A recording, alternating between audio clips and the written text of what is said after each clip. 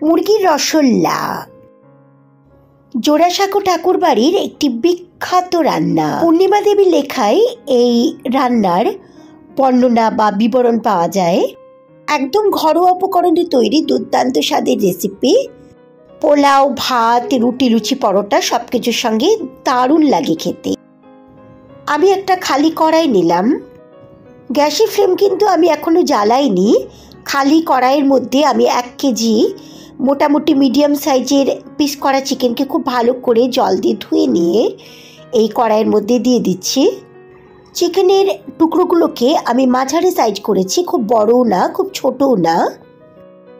আমি চিকেন নিয়েছি 1 কিলো, আর 500 গ্রাম পেঁয়াজকে আমি এরকম সরু সরু লম্বা লম্বা করে কেটে নিয়ে ধুয়ে নিয়ে চিকেনের মধ্যে দিয়ে দিলাম। এই রান্নাটাতে চিকেনের যা পরিমাণ তার হাফটা নিতে হবে পেঁয়াজ। পেঁয়াজের পরিমাণটা এই রান্নাটাতে একটু বেশি লাগে। 3 চামচ রসুন বাটা দিলাম। এই রান্নাটাতে কিন্তু আমি আদা বাটা দেব না, তাই রসুনের পরিমাণটা একটু বেশি দিলাম। 3টে গোটা তেজপাতা দিয়ে দিলাম। 1.5 চামচ মতো লবণ দিলাম। আগেও বলেছি, এখন বলছি আরেকবার, আমি কিন্তু এখনও গ্যাসের ফ্লেমটা জ্বালাইনি। 2 চামচ কাশ্মীরি লাল লঙ্কার গুঁড়ো দিলাম। এই রান্নাটাতে কিন্তু আমি কোনো লাল লঙ্কার গুঁড়ো দেব না, শুধু রং হওয়ার জন্য কাশ্মীরি লাল লঙ্কার গুঁড়ো দিলাম। 10টা সবুজ কাঁচা লঙ্কাকে চিড়ে দিলাম। এই রান্নাটাতে কিন্তু কাঁচা লঙ্কার ঝালই ঝাল হবে, তাই ঝালটা কেমন হবে তোমরা সেটা ডিসাইড করবে। আমি একটু ঝাল ঝাল করে করব বলে 10টা কাঁচা লঙ্কা দিলাম। আমি 200 গ্রাম টক দই দিলাম। এবার টক দই সমেত সমস্ত উপকরণগুলো মুরগির মাংসের সঙ্গে মাখিয়ে নিচ্ছি। আমি হাত দিয়ে মাখাচ্ছি, তোমরা যদি চাও তো স্পুন দিয়েও মাখাতে পারো, তবে হাত দিয়ে মাখালে মাখাটা ভালো হয়। আমি 3 চামচ গাওয়া ঘি দিয়ে দিলাম।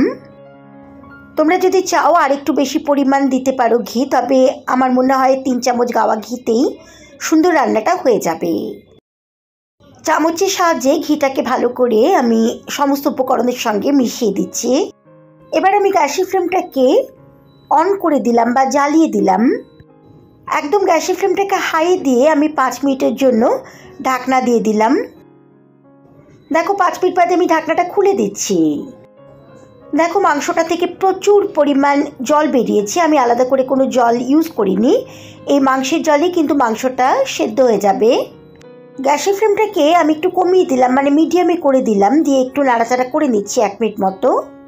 মিডিয়াম ফ্লেমে 15 মিনিট মতো আমি ঢাকনা দিয়ে দিলাম আবার মাংসটাকে ভালো করে সেদ্ধ হওয়ার জন্য।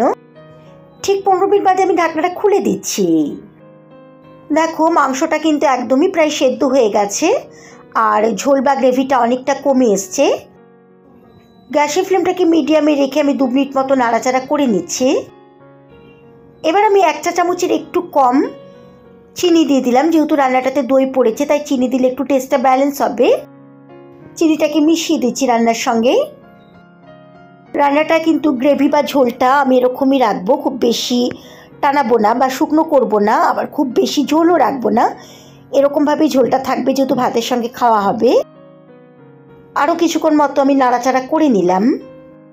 দেখো দুর্দান্ত স্বাদের একদম ঘরোয়া উপকরণে তৈরি জোড়াসাঁকো ঠাকুর বাড়ির একটা বিখ্যাত রান্না মুরগির রসোল্লা একদম রেডি হয়ে গেছে। যেমন এটা দেখতে সুন্দর, সেরকম স্বাদেও অতুলনীয়। অবশ্যই বাড়িতে ট্রাই করো। খুব খুব কম সময়ে রান্না এটা। রেসিপিটা ভালো লাগলে অবশ্যই আমার চ্যানেল ডালিয়াস ক্রিয়েটিভিটিকে সাবস্ক্রাইব, লাইক আর শেয়ার করো। গরম গরম মুরগির রসোল্লা একদম তৈরি হয়ে গেছে। গ্যাসের ফ্লেমটাকে অফ করে দিয়ে ঢাকা দিয়ে দিলাম। 5 মিনিট স্ট্যান্ডিং পজিশনে রেখে তারপর সার্ভ করবো।